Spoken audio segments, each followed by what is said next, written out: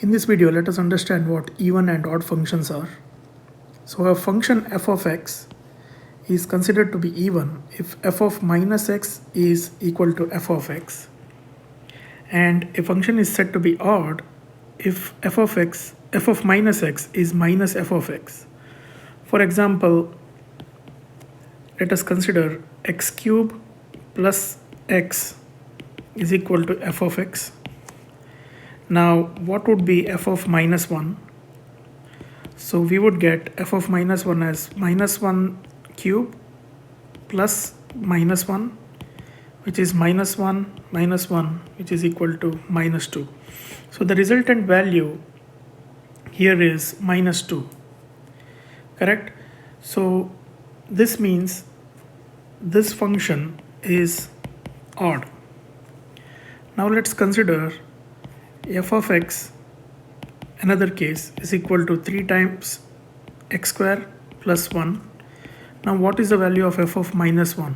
So if we implement 3 times minus 1 to the power of 2 plus 1, this would be 3 plus 1, 4. So this is a positive value. So f of minus 1 gave us a positive value. So this is an even function. So now why are we understanding this? So if we apply this to trigonometric functions, what is sine of minus x? So sine of minus x is minus sine x. So this is an odd function. Now what is cos of minus x?